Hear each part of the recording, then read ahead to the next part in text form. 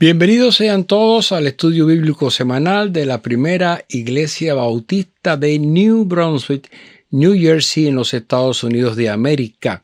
Yo soy el pastor, el reverendo Luciano Márquez Jr., y hoy es el miércoles 6 de abril del año 2022 después de Cristo.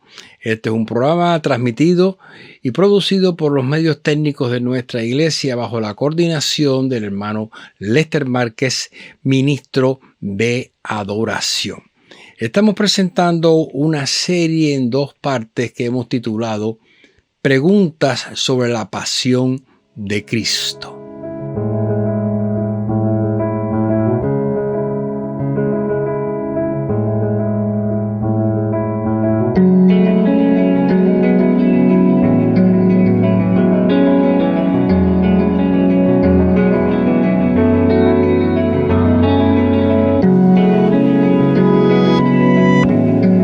Pero antes vamos a leer la Biblia. Abrimos en el Antiguo Testamento el profeta Isaías, un pasaje muy conocido, especialmente en esta fecha previa a la Semana Santa, capítulo 53, versículos 6 y 7. Todos nosotros nos descarríamos como ovejas, cada cual se apartó por su camino, mas Jehová cargó en él el pecado de todos nosotros. Angustiado él y afligido, no abrió su boca.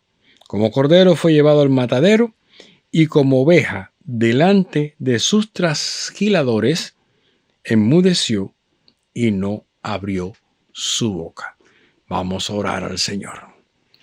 Padre, en esta presencia tuya estamos hoy, abriendo la Biblia para encontrar tu palabra, para nutrir nuestros corazones y mentes con tu mensaje que viene de parte tuya para nuestras vidas. Permite que podamos alcanzar a otros con esta palabra de bendición y que podamos en esta fecha en que estamos preparándonos para la celebración de la Semana Santa, vivir en novedad de vida, llenos de tu Espíritu, testificando, alabando y sirviendo en tu nombre.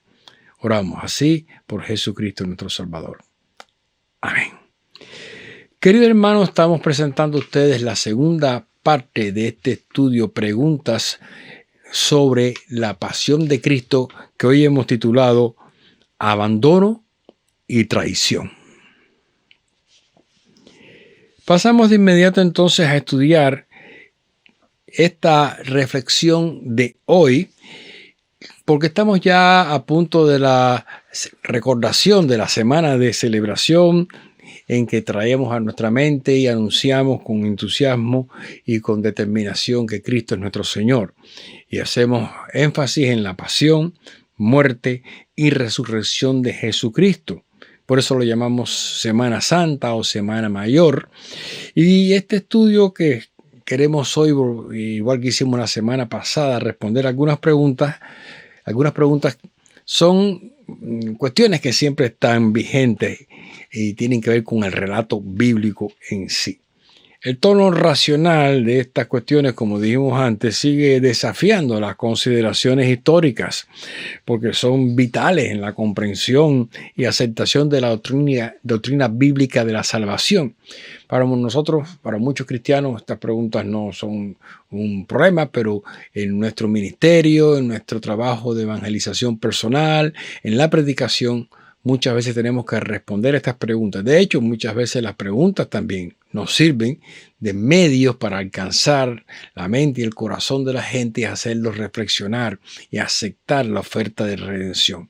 Nuestro acercamiento, por tanto, pretende ser contextual. Quiere decir, actualizarlo en este tiempo, y su máximo objetivo es el anuncio de la obra de Dios en Cristo Jesús. En la actualidad, la humanidad se halla en un proceso tan profundo de secularización que no hay precedentes en toda la era del cristianismo. Pero nosotros los creyentes no nos amedrentamos ni nos asustamos con las preguntas que retan nuestro entendimiento, por muy racional que sea, porque nosotros podemos razonar también la palabra de Dios. Todo lo contrario. Nos preparamos para darle frente, como lo advirtió el Maestro y como lo enseñaron los apóstoles, porque es una manera de responder al llamado que el Señor nos hace. Fíjense cómo lo dijo el propio Señor Jesús. Leemos en Marcos 13, 9 al 11. Dice el Señor: pero ustedes cuídense, los entregarán a los tribunales y los azotarán en las sinagogas. Por mi causa comparecerán ante gobernadores y reyes para dar testimonio ante ellos. Pero primero tendrá que predicarse el evangelio a todas las naciones, y cuando los arresten y los sometan a juicio, no se preocupen de antemano por lo que van a decir.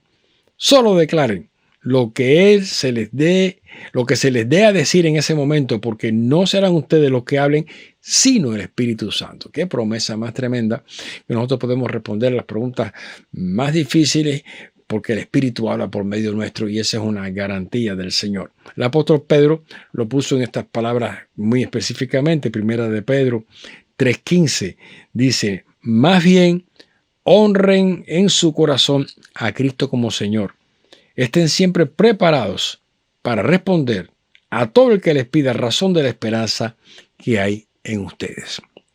De manera que la primera pregunta que vamos a tratar de responder esta noche es esa que dice: ¿por qué sus amigos abandonaron a Jesús en el momento crucial?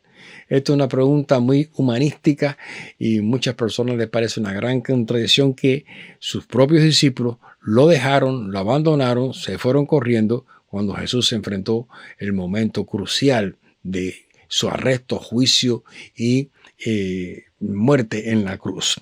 Así lo pone Mateo, capítulo 26, 55, 56. Dice que de inmediato dijo Jesús a la turba: ¿acaso soy un bandido para que vengan con espadas y palos a arrestarme? Todos los días me sentaba a enseñar en el templo y no me prendieron. Pero esto ha sucedido para que se cumpla lo que escribieron los profetas. Entonces todos los discípulos lo abandonaron y huyeron. La Biblia relata estas tristes escenas que nos muestran la deserción de los discípulos de Cristo en el mismo momento en que Él fue aprehendido. Cuando fue arrestado, cuando fue secuestrado prácticamente del huerto, todos se retiraron y se escondieron cuando ocurrió el juicio y cuando este fenómeno después del huerto, toda aquella noche encerrado, preso, estuvieron completamente ausentes. Jesús se había preocupado de que ellos fueran dejados ir, y eso fue una especie de arreglo que Él consiguió humanamente con aquella gente, pero desde el punto de vista divino era un propósito. Pero de todas maneras, aquella gente lo dejaron. Jesús lo había previsto y lo había dicho francamente, y por supuesto los discípulos de entrada nunca aceptaron que eso iba a pasar. Pero miren cómo lo dice Marcos 14, 27. Jesús dijo: todos ustedes me abandonarán, porque está escrito: heriré al pastor y se dispersarán las ovejas. Así, la profecía bíblica, que es un salmo, venía mucho más que al caso, y Jesús se lo dijo directamente a ellos. Ellos no lo comprendieron, no lo aceptaron. Ninguno de ellos pensó que eso realmente iba a suceder. Por lo menos a mí no me va a pasar. Yo supongo que cada uno tenía en su mente. Y es muy lógico que en la mente humana y en el sentido de la realidad de aquella gente se confundieran. Se confundieran porque muchas veces esas situaciones, esas circunstancias que hay que asumir en momentos de esta índole tienen un confuso sentido para aquellas personas que son sorprendidas o no estaban preparadas o nunca aceptaron que esto podía pasar. Pero el Señor lo sabía, porque Él nos conoce, conoce nuestra condición humana, conoce nuestras limitaciones, conoce nuestra naturaleza quebradiza y frágil, como lo dice el Salmo 103:14, ¿no? Dice el salmista: Él conoce nuestra condición, sabe que somos de barro, somos polvo, no podemos muchas veces sostenernos ante el empuje de situaciones críticas. Pero empezamos a considerar en este momento que aquella sombría noche ya había entre aquellos discípulos una condición de fatiga latente y de temor reincidente. Miren cómo lo pone el propio Marcos cuando lo describe en 14:37. Dice que luego volvió a sus discípulos y los encontró dormidos. Simón le dijo a Pedro, ¿estás dormido? ¿No pudiste mantenerte despierto ni una hora? Vigilen y oren para que no caigan en tentación. El espíritu está dispuesto, pero la carne es débil. Fíjense ustedes si no estarían cansados. Miren, habían pasado 3 años en el seguimiento de Jesús, más de 3 años. Habían recorrido el país de arriba a abajo varias veces. Tuvieron que sufrir estrecheces personales y limitaciones individuales, viviendo como un colectivo y compartiendo cada pequeña satisfacción. En aquel intenso y prolongado entrenamiento discipular con Jesús estuvieron alejados de sus propias familias. Fueron comisionados en operaciones especiales que a veces les tomó muchos días para cumplirlas, a la merced de la gente de buena fe que los aceptaran y a la misma vez bajo el repudio de gente influenciada por los detractores judíos. Habían luchado contra demonios y contra gente y contra toda clase de obstáculos natural, físico y social. Estaban cansados y un tanto agotados. Esa no es excusa para que ellos desertaran para su defecto en el momento del enfrentamiento, pero sabemos que aún los ejércitos mejor entrenados y más capacitados tienen que efectuar maniobras de retiro estratégico y cambios de posiciones tácticas. Así que, como dijimos en el estudio anterior, Jesús había pedido que dejaran ir a sus discípulos. Él sabía que no iban a aguantar. Pero lo que realmente reprendió Jesús en sus discípulos que lo abandonaron no era su falta de valor ni su arrojo ante el peligro limitado ni su escasa disposición al sacrificio. Por ejemplo, en el caso de Simón Pedro, ya el Señor había rechazado su contradictoria iniciativa de abstenerse de ir a Jerusalén debido a las obvias amenazas que tendría que enfrentar. Jesús tuvo que reprenderlo duro, porque aquello fue un despunte de arrogancia y de intimidación que el maestro no aprobaba. Miren cómo lo dice el texto de Marcos 8:31 al 33. Y comenzó a enseñarles que le era necesario el Hijo del Hombre padecer mucho y ser desechado por los ancianos, por los principales sacerdotes y por los escribas, y ser muerto y resucitar después de 3 días. Esto les decía claramente. Entonces Pedro lo tomó aparte y comenzó a reconvenirle. Pero él, volviéndose y mirando a los discípulos, reprendió a Pedro diciendo: «Quítate delante de mí, Satanás, porque no pones la mira en las cosas de Dios, sino en la de los hombres». Bueno, pues con todo, era inevitable lo que Jesús estaba anunciando, de que él tendría que padecer, morir y sufrir, y respecto a la necesidad del sacrificio era más que profética, y todavía Pedro seguía haciendo votos de extrema fidelidad en medio del conflicto con palabras muy grandilocuentes. Miren lo que dice Mateo 26, 33 al 35. Declaró Pedro: «Aunque todos te abandonaren, yo jamás lo haré. Te aseguro», le contestó Jesús, «que esta misma noche, antes de que cante el gallo, me negarás 3 veces. Aunque tenga que morir contigo», insistió Pedro, «jamás te negaré». Y los demás discípulos dijeron lo mismo. Así que todos estaban seguros de que ellos no iban a echarse atrás, que ellos no iban a dejar al maestro, que ellos iban a ir al sacrificio que hubiera que hacer. Lo que pasa es que no tenían ni idea de lo que iba a hacer. Jesús les había advertido con claridad de su inminente deslealtad. Pedro no hizo caso. Y llegado el momento, efectivamente, lo negó 3 veces, abandonando su supuesta intención de luchar hasta la muerte por el Señor en sacrificio con el Maestro. No fue así. Sabemos que finalmente Jesús restituyó a Pedro en su amistad, en su lealtad, en su ministerio. Después que Jesús resucitó, lo ayudó y lo perdonó.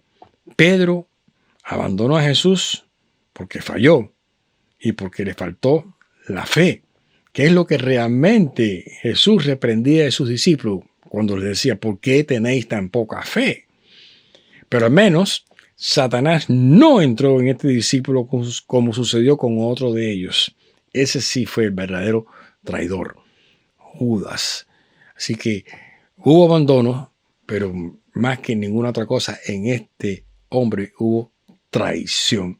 Miren cómo lo pone Juan 13, 21 al 24. Dicho esto, Jesús se angustió profundamente y declaró: ciertamente les aseguro que uno de ustedes me va a traicionar.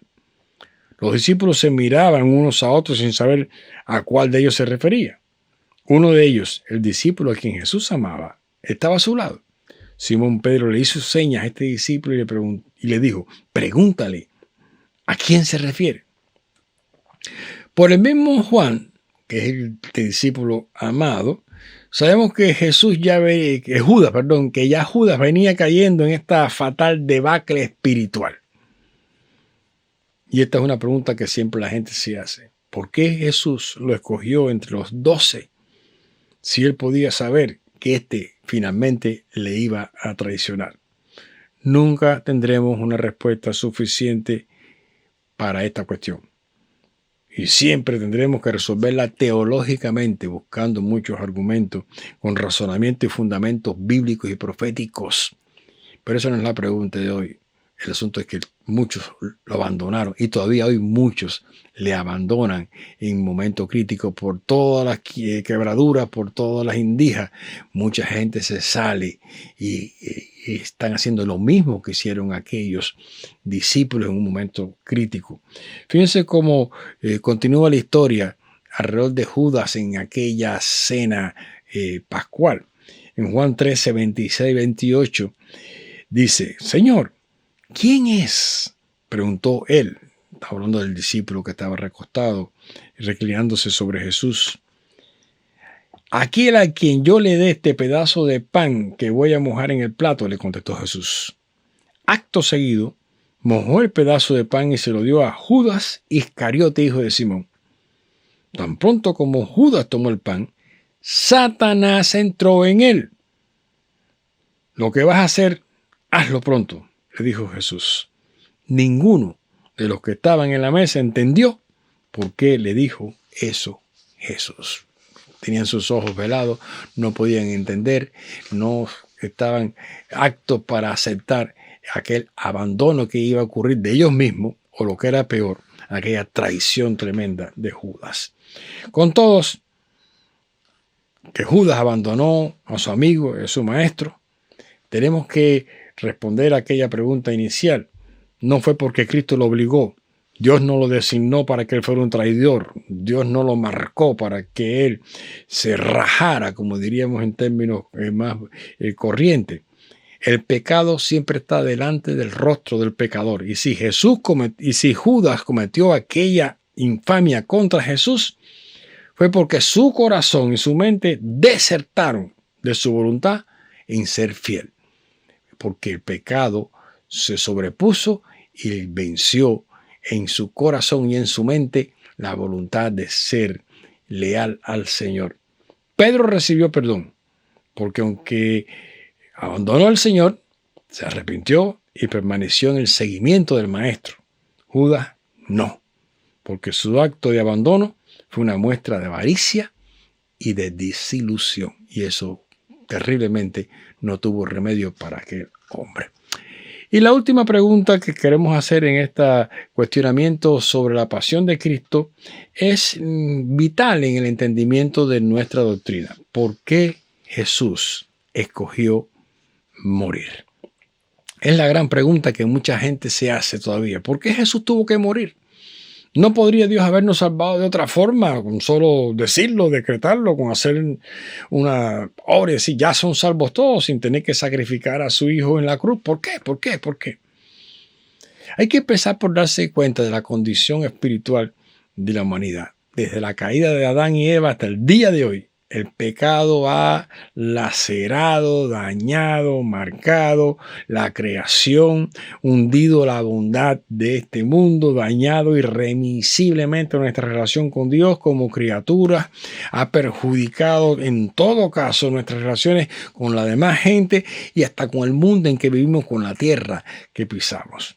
Miren cómo le dice Pablo a los Romanos, capítulo 3, versos 10 al 12. Así está escrito: no hay justo, no hay ni un solo justo, ni siquiera uno. No hay nadie que entienda, nadie que busque a Dios. Todos se han descarriado, aún se han corrompido. No hay nadie que lo haga bueno. No hay uno solo. Qué tremenda condición describe este pasaje en que Pablo apela a aquellas palabras del profeta Isaías. Es una verdad incuestionable. El mundo está lleno de pecado y lamentablemente eso ha afectado todas las circunstancias alrededor de este planeta. Dios decidió desde antes de la fundación del mundo, sin embargo, que dada la opción en la que podría caer la humanidad, Él proveería una solución. Dios nos creó con libertad, con discernimiento y elección propia, pero Dios tendría que ejecutar un acto de redención por medio de una máxima presencia suya, con participación y consecuencia para redimir esta humanidad. Dios sabía que podía hacerlo, Dios sabía y sabe que nada ni nadie habría de estorbarlo. Y es como lo dice Juan 17, 24 en las propias palabras de Jesús. Cuando el Señor ora a su Padre, dice: Padre, quiero que los que me has dado conmigo estén donde yo estoy, que vean mi gloria, la gloria que me has dado porque me amaste desde antes de la fundación del mundo. Así que Jesús vino como Redentor, Mesías de parte de Dios, y Él decidió cumplir el proyecto original que estaba ya esbozado desde que Dios enseñó a Adán y a Eva a sacrificar animales, y que fue parte de la ceremonia espiritual de adoración de patriarcas, de profetas, de los sacerdotes cuando se estableció el tabernáculo y el santuario, del pueblo en general, que era necesario efectuar un sacrificio cruento para remover el pecado y obtener perdón. Eso estaba enseñado desde los principios de la humanidad, desde el primer momento en que el hombre pecó. La ley divina, por tanto, establecía la necesidad de un sacrificio expiatorio. Así lo puso Dios. Miren cómo dice Hebreos 9, 21 al 23.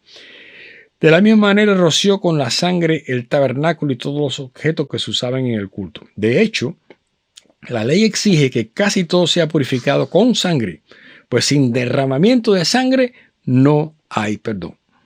Así que era necesario que las copias de las realidades celestiales fueran purificadas con esos sacrificios, para que las realidades mismas lo fueran con sacrificios superiores a aquellos. De tal manera que Jesús entonces es el mismo cumplimiento y satisfacción de esa ley de Dios para nuestra redención. Así lo puso Dios. ¿Por qué Jesús escogió morir? Porque Dios lo había puesto así. Mire, Primera de Pedro, como nos dice, capítulo 1, versículo 18 al 21, dice: como bien saben, ustedes fueron rescatados de la vida absurda que heredaron de sus antepasados. El precio de sus rescates no se pagó con cosas perecederas como el oro o la plata, sino con la preciosa sangre de Cristo, como de un cordero sin mancha y sin defecto. Cristo, a quien Dios escogió antes de la creación del mundo, se ha manifestado en estos últimos tiempos, en beneficio de ustedes. Por medio de él, ustedes creen en Dios, que lo resucitó y glorificó, de modo que su fe y su esperanza están puestas en Dios. Ese era el plan de Dios y Jesús no se negó a cumplirlo. Jesús escogió morir porque Dios escogió que fuera así. Y si hubiera habido una mejor forma, Dios lo hubiera hecho. Nosotros creemos que esta es la mejor forma.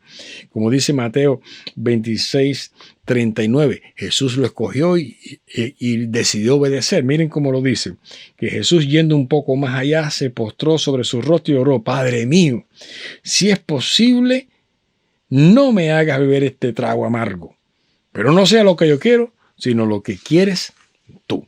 En conclusión, la Biblia deja claro que Jesús tenía el poder de poner su vida y volverla a tomar.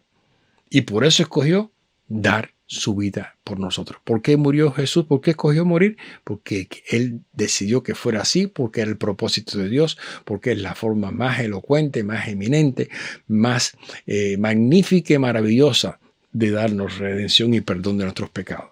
Lo dice Juan 10, 17 al 18, palabras de Jesús otra vez. Por eso me ama el Padre, porque entrego mi vida para volverla a recibir. Nadie me la arrebata, sino que yo la entrego por mi propia voluntad. Tengo autoridad para entregarla y tengo también autoridad para volverla a recibir. Este es el mandamiento que recibí de mi Padre. Qué bueno que aprendiéramos a ser así de obedientes y a cumplir los mandamientos del Señor.